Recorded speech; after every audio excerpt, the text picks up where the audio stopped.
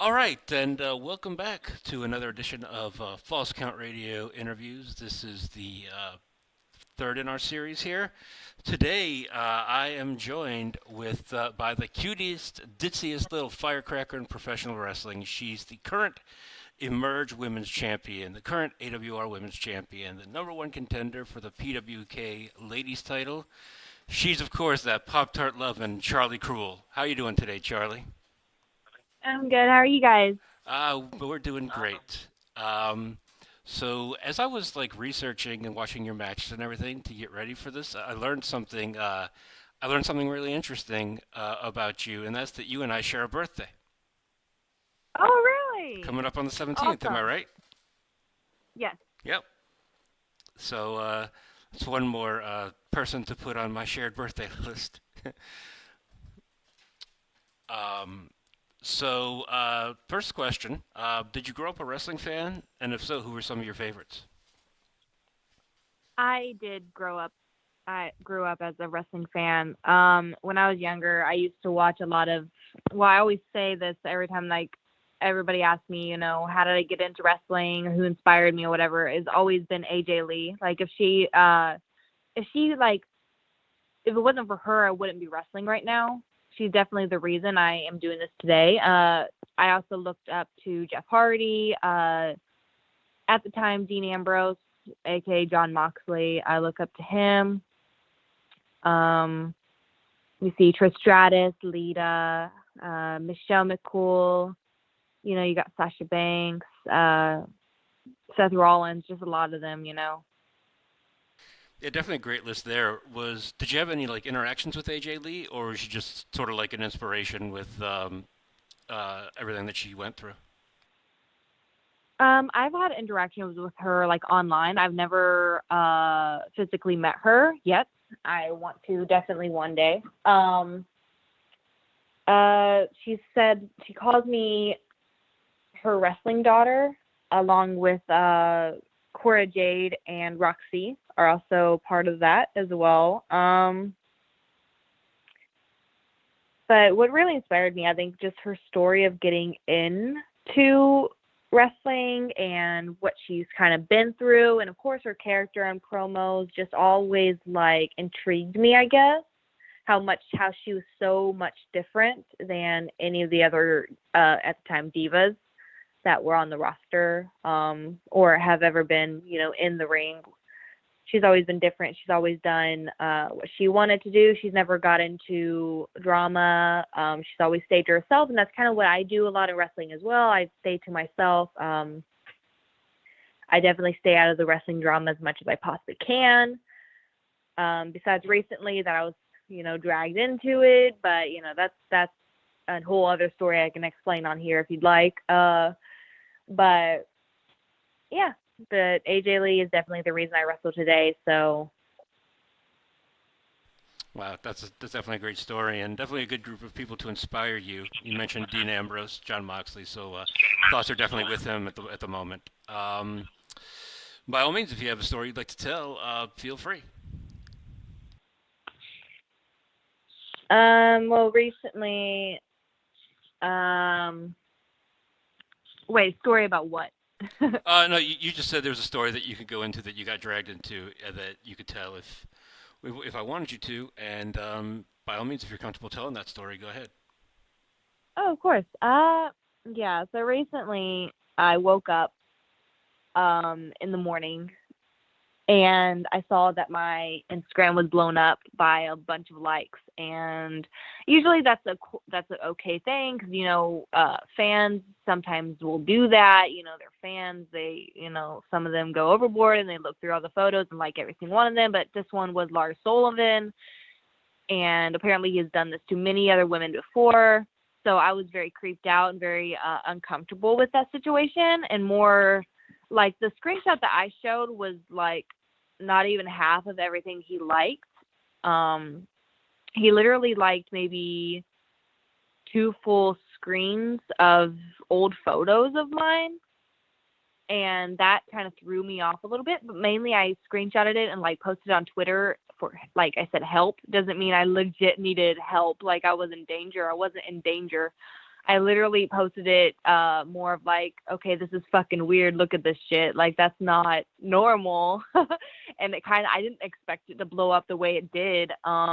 Over 4,000 something likes and retweets and comments and everything. And then I have like wrestling videos on YouTube covering it, and Ringside News covered it. And I definitely wasn't expecting it, but I guess it's good to kind of put that in perspective to let other women and even wrestlers in general to kind of be aware of this guy, because apparently he's doing this to many other wrestlers in the business, along with sending DMs. Thankfully, I blocked him before he could ever send me any DMs. So, yeah, and I was definitely, there was a lot of positivity from this.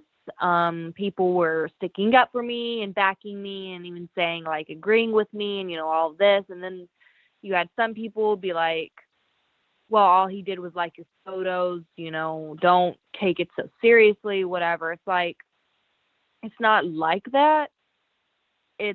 And some people were like, well, if you post photos like that, people are going to go like it. It's like, that's not like what he did, especially being in the public eye that he was signed to WWE and all that. Stalking is not okay, and that's definitely what he showed that he was doing, and he's done to many other women in the business, and I think also males too, because I think a male in the wrestling business, I won't say names, sent me something and was like, yo, this happened to me too. So it's like, it's not healthy, definitely not healthy. I just hope he gets like the help he deserves. Yeah, it's always kind of seemed like he might have had, needed a little bit of help. So it sounds like he needs to. But yeah, that's definitely sounds scary. And I don't have a Twitter per se, but I do kind of like go on there to see what's going on. I didn't see this, but after the fact, I did see where you were getting a little bit more people kind of jumping on you. So it definitely seems like you handled that well.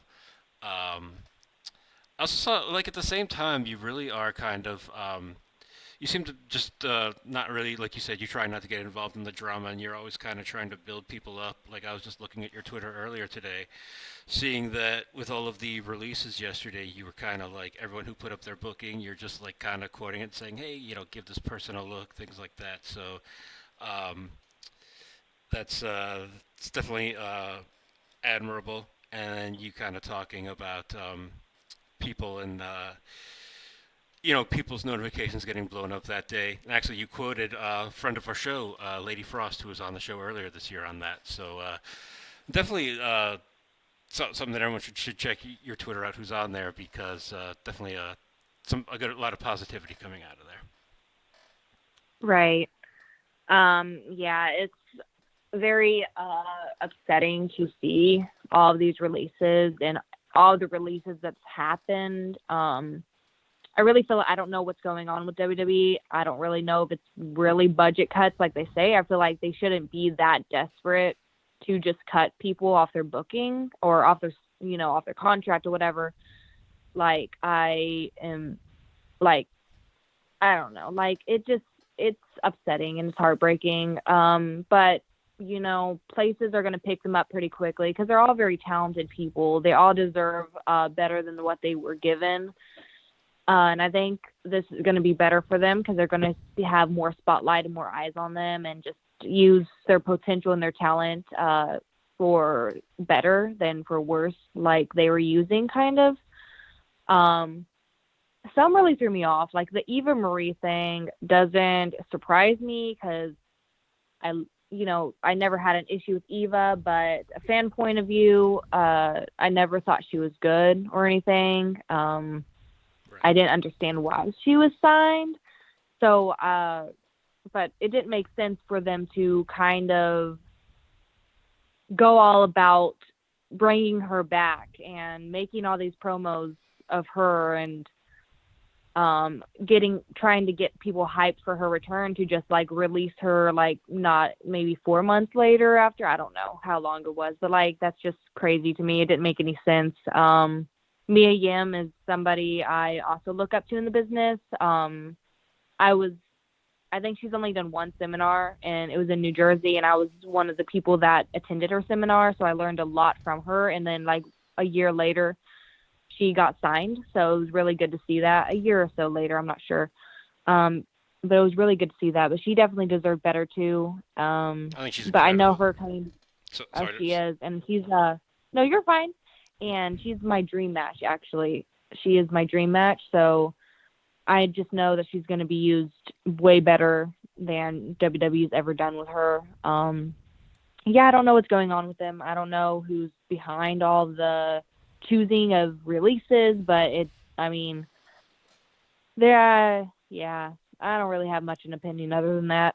Right. Yeah. I mean, like you were saying, like some of them from a fan point of view, which that's what I am, is like the Eva Marie's and like that. Not super surprising, but then a Karrion Kross or Keith Lee and Mia Yim to that extent too. Like those are kind of like I was like sitting here at my desk and they kept popping off yesterday. I was like, what's going on here? And then I realized that's like the fourth time they've done that this year.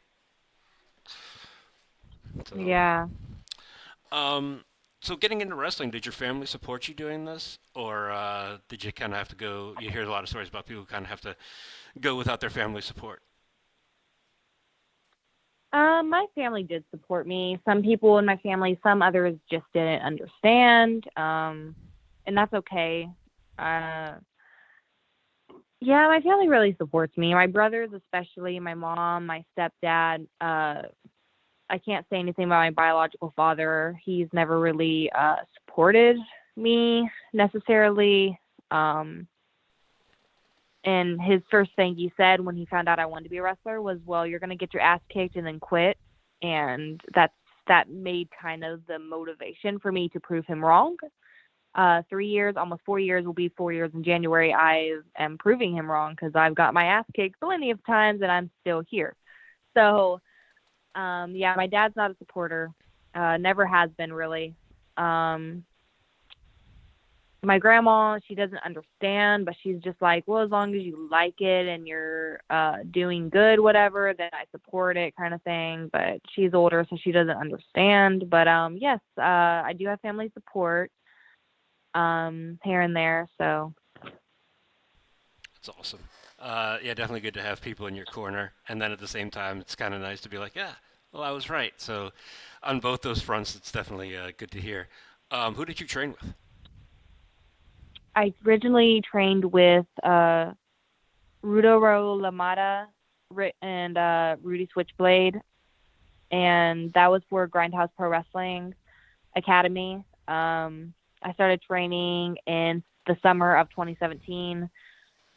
Right when I graduated high school, I immediately went to train. I had to travel like 2 hours away to train about 2 times a week, 3 times if I got lucky. But so yeah, they're still going on. I've still trained there here and there. I haven't trained there in a while. I do a lot of things with OVW right now, so yeah. Then recently I trained a little bit with Mickey Knuckles. Back during the COVID, when COVID was still very fresh, and there was no wrestling or anything uh, going on. I didn't want to come back and be completely rusty, so I was like, I'm going to take this time to train my body and try to get in the ring as much as I can to train. So Mickey took me and Billy Starks and trained us a little bit during the pandemic when it was still really, really fresh. So I give her credit as well, because I don't think without her I wouldn't be as confident and as aggressive and hard hitting as I am now. Because I used to, like, when I first started, I wasn't as confident. I don't think I wasn't really trying to hit people as hard. I was so scared to hurt them. Even in like the safe spots, you know what I mean? But Yeah. having her and going under her wing, it has helped me to be more aggressive and to just get more out there and be confident in myself. So I definitely thank her a lot. Yeah, she's a good person to learn that from. She's actually been on the show before. We had her on. Actually, we were interviewing Tracy Smothers, and she jumped on for a little bit back in 2010. So definitely a good person to learn from. You're making me feel old sometimes when you say when you graduated high school in 2017 and talk about your inspirations because I'm significantly older. And when you said that, like my favorite growing up was the Junkyard Dog, and so it's like just uh, kind of just like a interesting dichotomy of generations. Mhm. Um, your first match was with Amazing Maria. That was on January 20th, 2018. What are your memories of your first match? My first singles match was definitely against her. I was super nervous. I'd never had a singles match in front of an audience before. I've had experience being in front of an audience because I was like valeting before I even had my first match, so I kind of had like experience being in front of the audience. But wrestling is way different than just being on the side. So I just remember going over the match with her and just like putting things together, trying to make it as easy as possible because like I was still really new and still new to like memorizing, boom, boom, boom. I remember the finish of the match. She put me in her dragon sleeper, and then Alita Ortiz came out and attacked me afterwards. And that was a feud that never really happened. It kind of just flopped after that. But anyways, after the match, I remember going backstage, immediately hugging her and just crying in her arms because like this is all I wanted, and to feel that energy and the fans cheering for me and chanting my name and stuff, it hit really hard. So it was a good feeling. Everyone's first match is not that good. Mine, I don't think was bad, but it wasn't good because I was still really new. But I mean, everybody probably thought that was going to happen because when you have your first match, you're not really that good. You're just kind of filling things out during the first match. But I've seen worse, so definitely seen worse. But yeah, so that's all I remember about my first match, really. At least most people's matches are in front of smaller crowds. Like we were talking earlier about Lady Frost. Her first match was on Raw. Oh my gosh, yeah, that was oh my gosh. Yeah, that would have been really stressful right there. That's her first match. Oh my god, I didn't even know that. I It knew was, she was on Raw once, but I didn't know that was her first match. it, That's crazy. it was her first match and it was with But, Asuka. oh my gosh. I remember Alex Sky.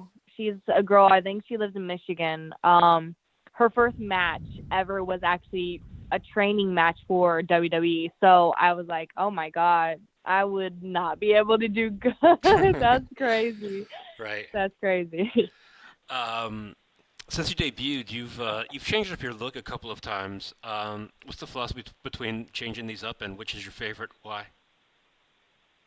Favorite would be currently, just because I am more confident doing this character, probably because it's more me. When I started out, I went under the name of the Beautiful Nightmare, Charlie Kruel. I didn't know what it meant. I guess just because I was beautiful and I was a nightmare, but I mean, I just looked normal. But I was still filling things out. And then after that, I went to the maniac serial killer gimmick. That was the red hair and the blood on my face and just a knife I would carry to the ring. And I thought I was doing something with it. Um, and then before the pandemic hit, I didn't like my look anymore, so I dyed my hair purple because that's my favorite color. Put my hair up in little pigtails, uh,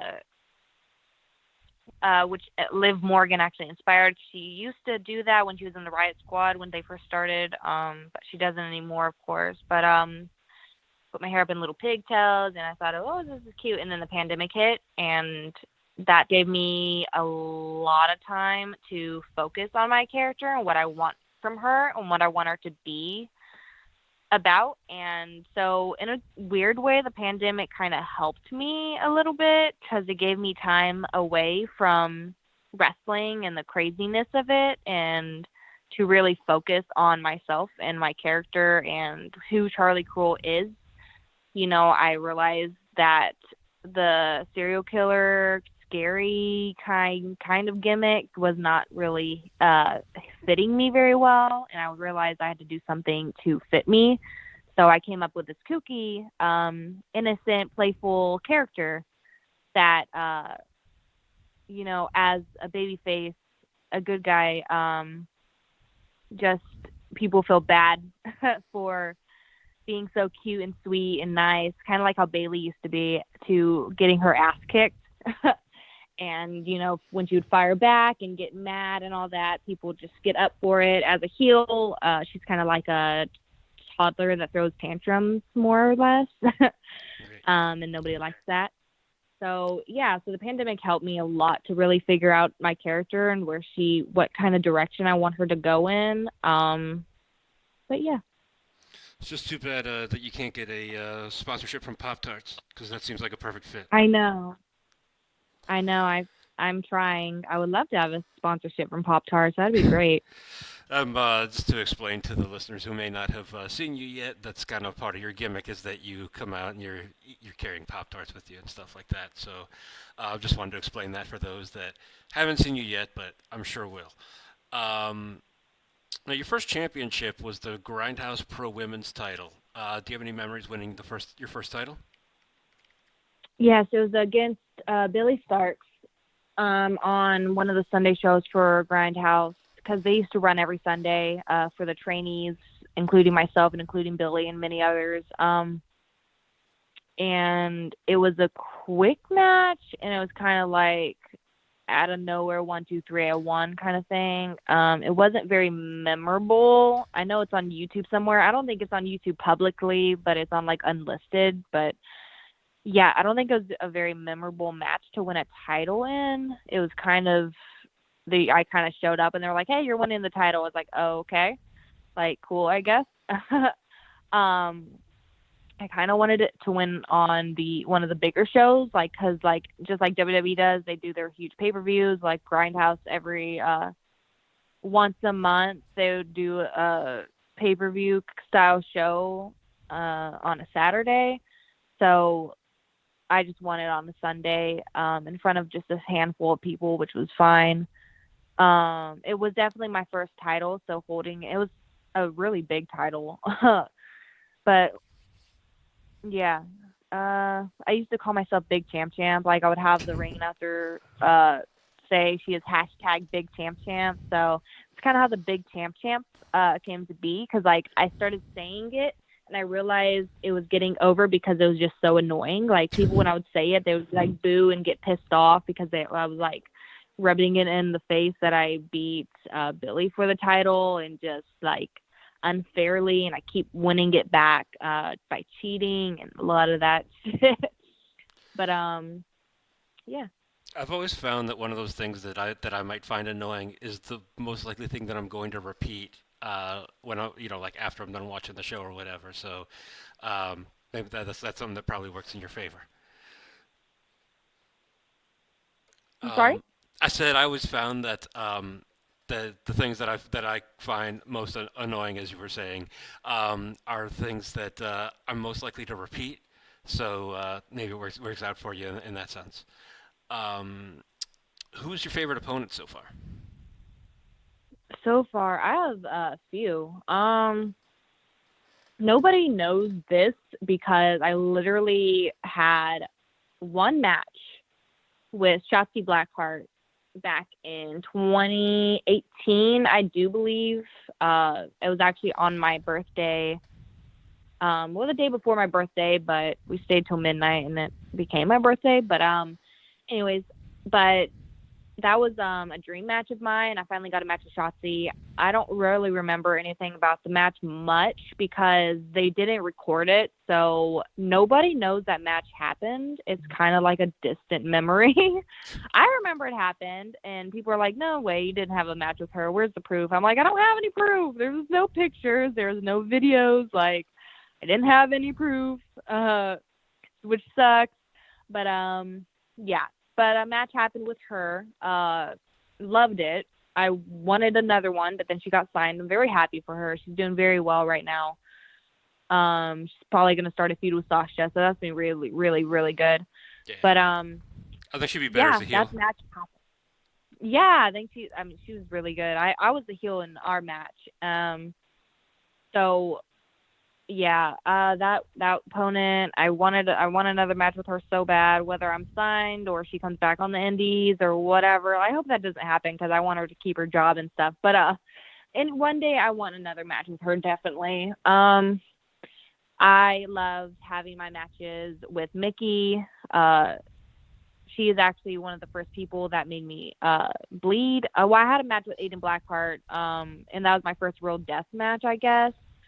And he made me bleed, but then like the first time I think anybody ever actually hard weighed me was Mickey. So, and that's because like backstage I was like, I want you to make me bleed, like I want to bleed.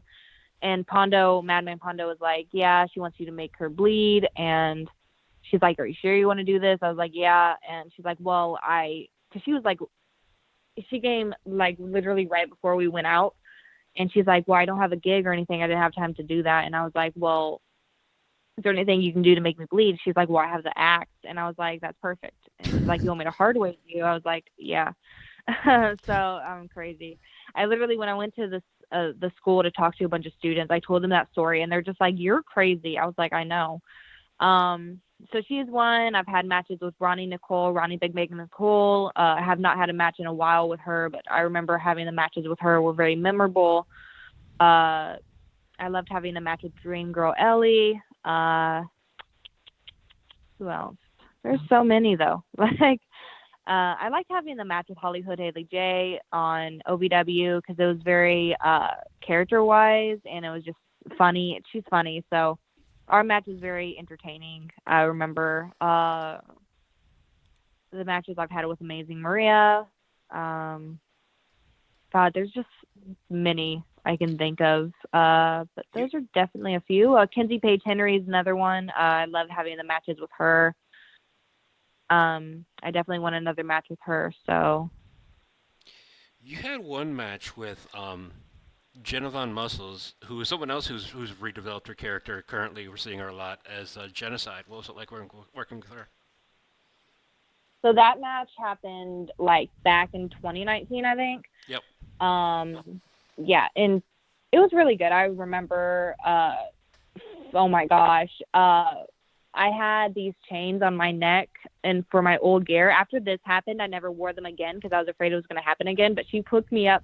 She like picked me up or something. I can't remember what. But and I was supposed to go like do it behind and like give her a schoolboy, I think. But my chains got stuck in her fake hair. I think it was a weave.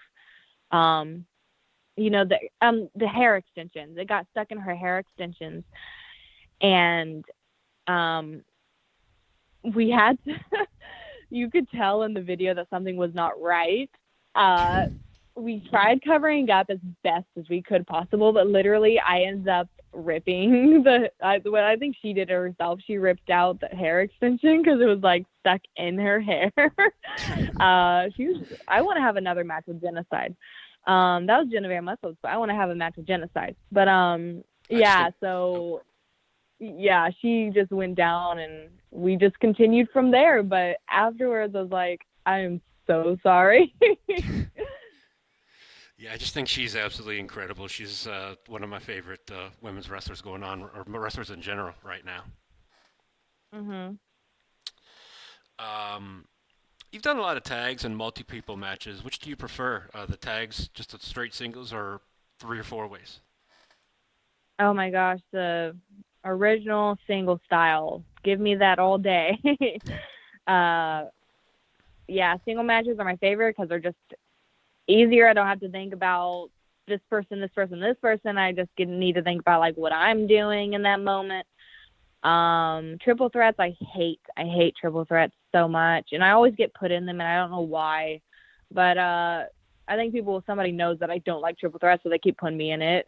Like I don't know why. I literally don't like triple threats because they're just so confusing. They get, there's a uneven amount of people in the ring, so it's just different. But yeah, singles matches all day. As a fan, I don't like watching the triple threats or four ways or fives, however, anything more than the two. I don't like them. Mhm. I don't like them. I don't like watching them, so I can only imagine what they're like for you, actually being in them. Oh yeah. You do some. You have done some intergender matches. How do you feel about doing those, and what are some of the the obvious challenges that go along with that? I love intergender matches. It's just easier to get over as well. One of my recent favorite intergender matches I've had actually was my first ever intergender. One of my first ever real intergender feuds. My first ever real intergender feud was for Grindhouse with Dude Baddington. Which the reason why that happened was literally because like I said, the Lady Ortiz feud that was supposed to happen kind of flopped because she did like she stopped showing up or whatever. I don't know. Something with booking schedules and conflicts happened. So they kind of threw Dude into there and was like, let's just have a feud with this guy. So he was like my first real feud, but my first serious real intergender feud recently was with Brett Havoc for AWR. It literally has been a year and we've been feuding for a year now. It just recently ended because that's when I debuted Hardcore Charles and uh, ended up getting that dub. So that's on IWTV if anybody wants to go check it out. Both of our matches really are on IWTV. One of the challenges coming with intergender feuds, I guess, is just the guys being bigger than me because like it's already happens that women a lot of times are already bigger than me naturally because I'm just 5'3" and I'm more smaller than a lot of women. So like you have to think about the guys. The guys are just bigger and stronger than I am. So like I mean that's kind of a challenge, but at the same time we always make it work. So Yep. Definitely, I always see the challenge there, but it's always kind of neat to see that and see how exactly especially the female talent against the male who typically are a little bit bigger can make it work. And you talked about your favorite opponents earlier. Do you have any favorite matches so far? probably my match with Mickey when I won the AWR Women's Title back in last year, back in October, I believe it was. I think it was October. I'm pretty sure. That was one of my favorite matches. Um, Brett Havoc's match I had with him recently was one of my favorite matches so far.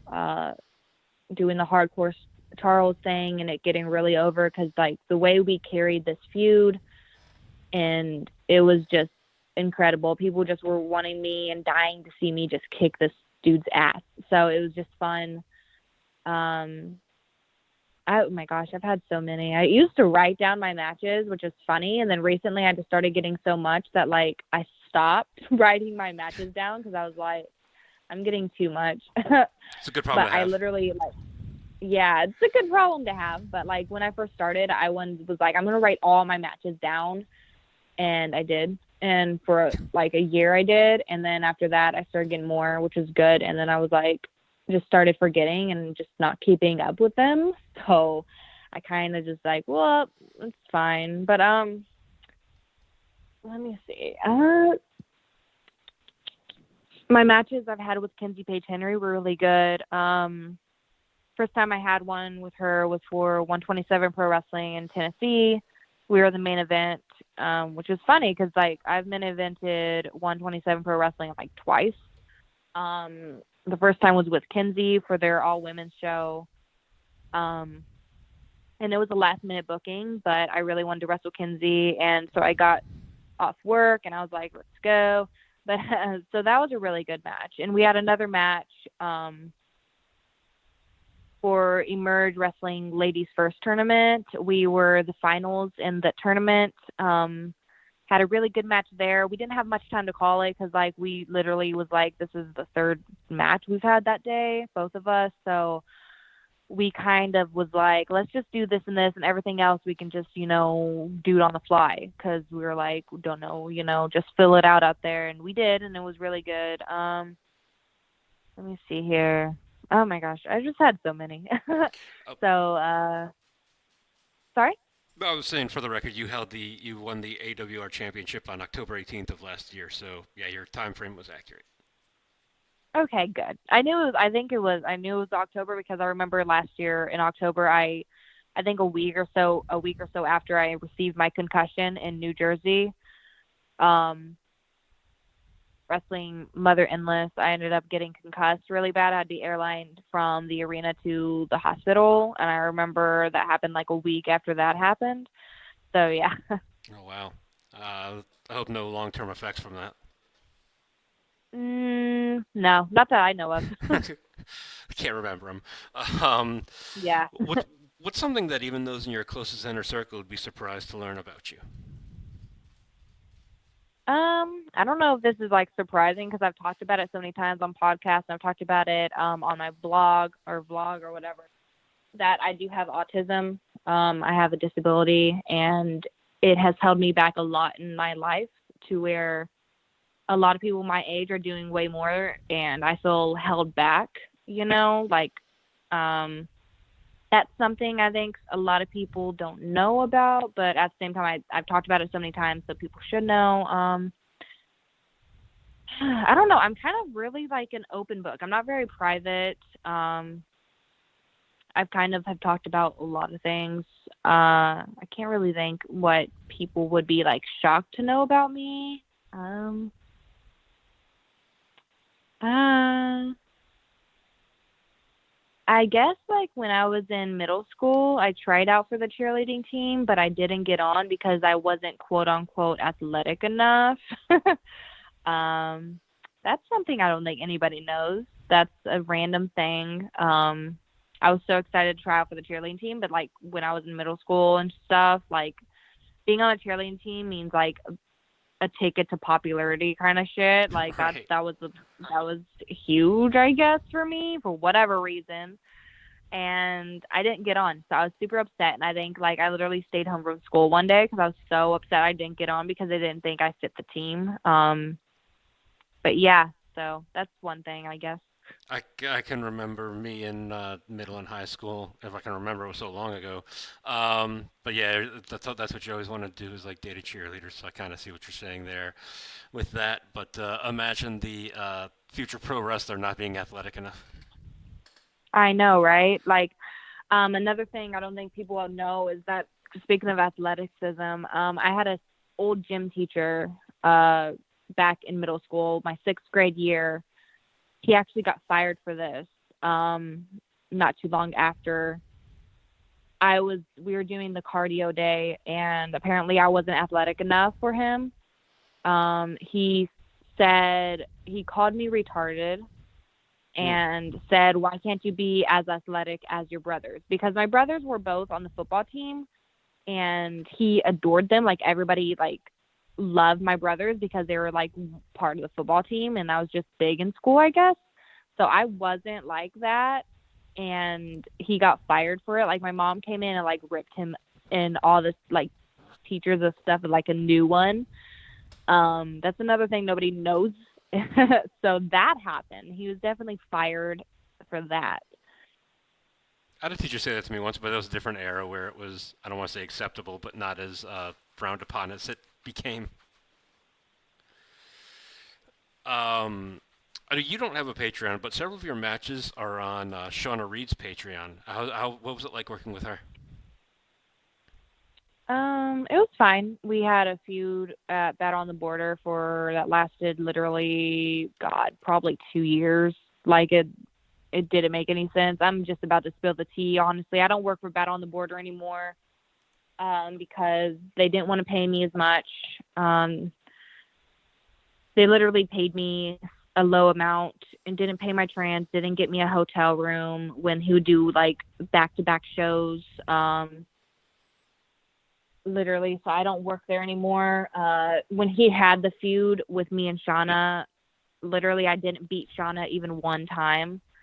And that's not Shauna's fault. That's literally just bad booking, and it didn't make any sense because you had me and her feud for 2 years, and she's just kept beating me. So the fans were kind of like turning on her and just really cheering for me because they wanted to see me win. And I was like, Denim, this doesn't make freaking sense. And he didn't listen to me. So the feud kind of flopped. but I've had good matches with Shawna. So I mean, I think we have some good chemistry in the ring or whatever. But yeah, so I think last year I told this was kind of my quits with it. I canceled a show of his, I think probably a month in advance because I got a bigger opportunity to wrestle for Paradigm Pro Wrestling live on IWTV to tag team with Billy Starks against 40 Acres, Trey Lamar, and PB Smooth. And I couldn't miss that opportunity. That's a way bigger opportunity, and I was getting more money too. So I was like, I need to go there. So I told Denham, and Denham was cool with it. I guess he was. Seemed like he was. He was acceptable about it. Whatever. Then December, I was booked for one of their shows, and he had like a lot of women booked for this show. He probably had a total of 7 women, including myself, booked for this show, which was good. But the flyer came out, and I realized all the women were on it besides me.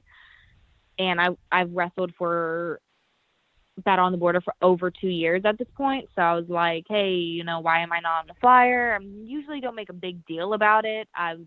But at this point, I was like, I've done so much for you. I've put people over so many times. I've barely ever won.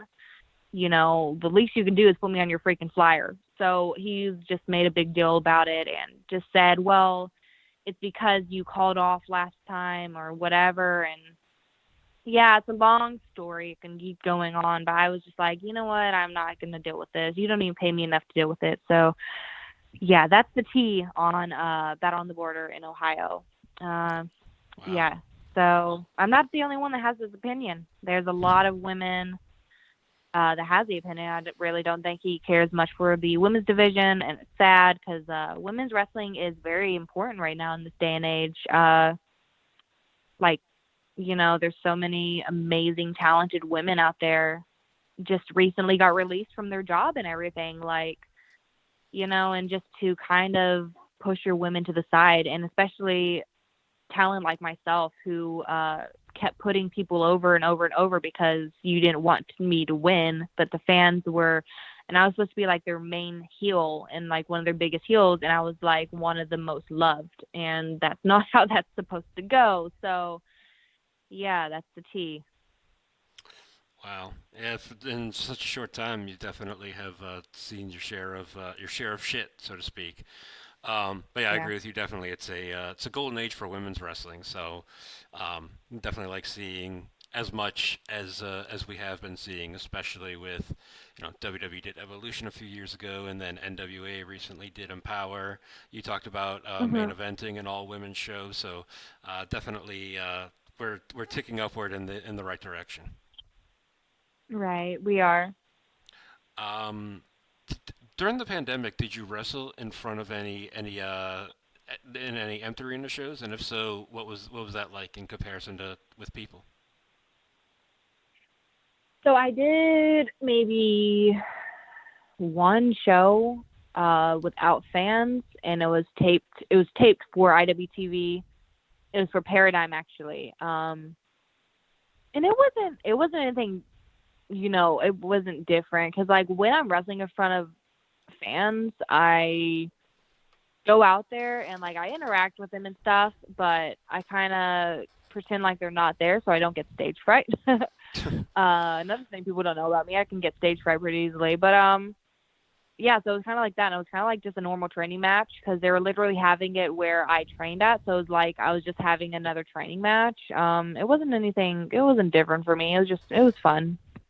Is there any difference in wrestling in front of people before the pandemic and since? Oh yeah, definitely. Because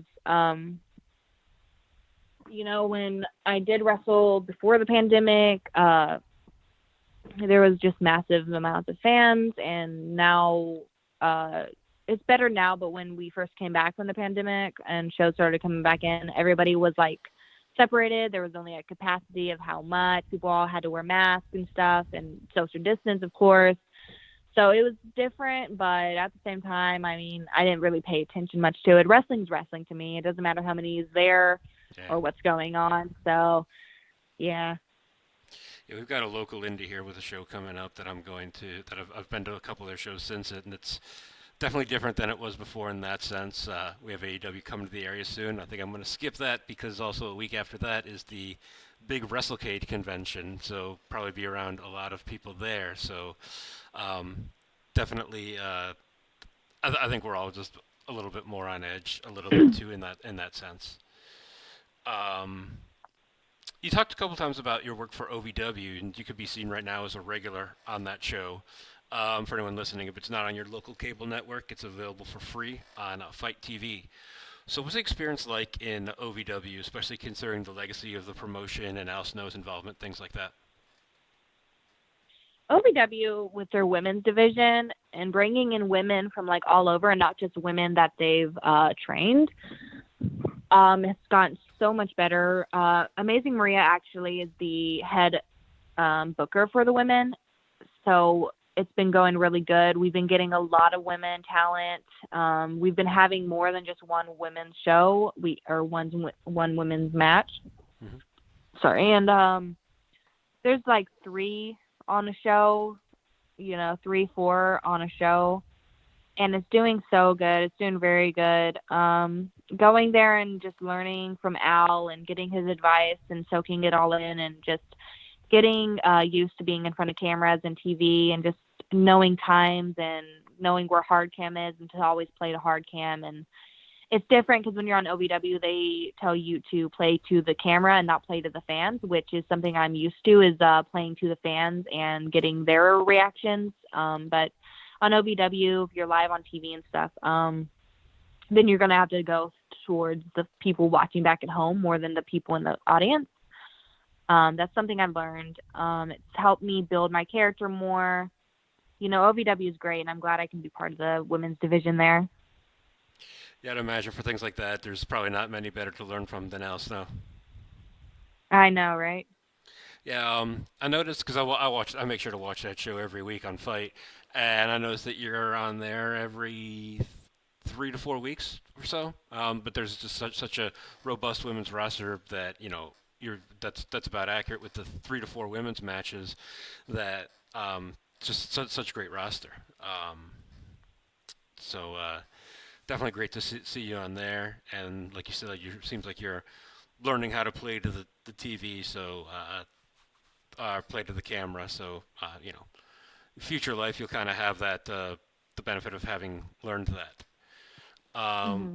Now tomorrow night, November 6th, you're defending the Emerge Women's Championship against Joseline Navarro in Trafalgar, Indiana. Hope I didn't butcher that name. Tickets are $15 for the front row, $10 for general admission in advance, and $12 at the door, with the doors opening at 6 o'clock and the first bell being at 7 o'clock. Now, what can fans expect to see you and Jocelyn in this match? Me and Jocelyn have wrestled plenty of times before. This is going to be definitely way more. It's been a while since we've actually had a singles match, so it's going to be better than we've ever had. Hard hitting. Me and Jocelyn both like to do a lot of hard hitting stuff.